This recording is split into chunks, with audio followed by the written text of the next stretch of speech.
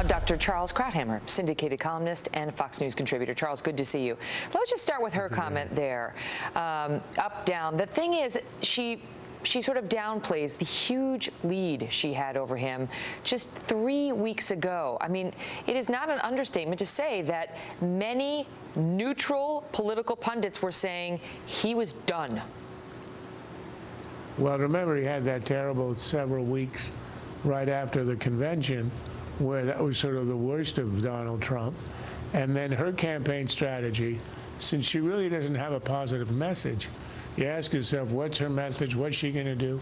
It's really hard to come up with an answer. I don't know that she can come up with an answer. She gave a speech today where she said, I've got 38 proposals on my website. That's about the most wooden thing any candidate could say. Right, whoever goes there. What their strategy has been is to demonize Trump. You've seen the ads where the new ad that came out, I think just this week, showing leading Republican politicians saying that Trump is unstable, unfit, etc. So it was to make him very negative and unacceptable, beneath the threshold to be president. That's the strategy.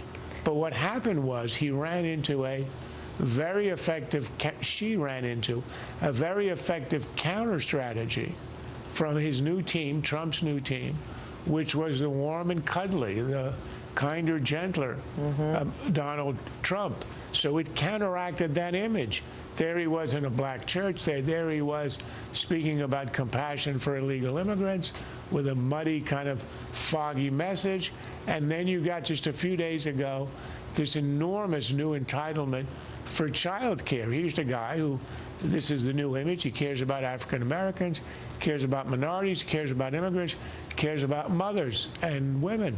So you run into that new Trump at the same time that she is escalating the rhetoric about the old, the bad, the bully Trump, talking about the basket of irredeemables, of deplorables who are irredeemable, anti-American, extreme, and the two images are clashing, and his strategy is working, hers is not. It's interesting because, I mean, Trump supporters have been with him from the beginning, but to those people who rejected him because they felt he was a bully or he was anti-Hispanic or anti-black or anti-women, what have you, do you think they're actually starting to be persuaded that what they saw for all those months was not real?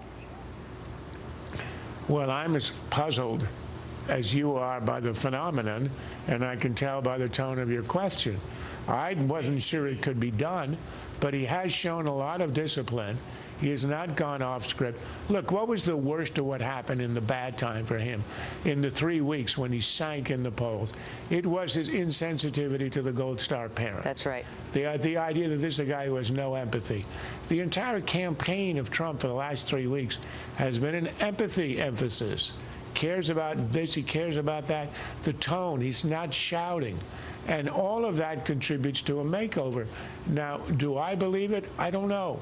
Do other people believe it? It seems to be having some kind of effect. Maybe not that people are rallying to him, but those who are completely opposed to him perhaps are opening their minds, and given the fire she's been under on the honesty issue, on the transparency issue, they may be looking at the race through a different lens. Well, let me ask you this, as a psychiatrist. I've been told that a child with two bad parents will try to idealize the least bad one. They need to have one, right? So do you think this is a situation where, the mom figure is really not being, let's say, straight with us about how long she has? And I don't mean to say she's dying, but I just mean her health has clearly been one of the many issues on which she hasn't been totally forthcoming. And so it's like, I have to choose one of these people, and as she starts to look worse, he necessarily starts to look better. I would agree with that, but without the psychiatric context and overlay. I am a psychiatrist. I have a Juris Doctor, not a medical doctorate. But I don't play one on TV. Look, I think it's rather simple. You got two choices. They are the two most unpopular candidates we have seen in our lifetime. And it's mostly people are voting to prevent the other from getting in. She has looked really bad with all the new email stuff, with all the transparency issues. I don't think health has anything to do with this at all. And then he's been this new image, and perhaps that is, look, I think the one thing that is true, in an age of social media, the life expectancy of a memory, of a soundbite, of an image is very small. Sound bites are smaller, images are small, and there is no past, no memory. So I think it turns out that perhaps it is possible to create a new persona with only 2 months to go. That's the question that this campaign hinges on. It's incredible if you think about it. It's good news for Anthony Weiner. You know, I mean, if that's really possible, if the memory can be. Anyway, I gotta go. Great to see you.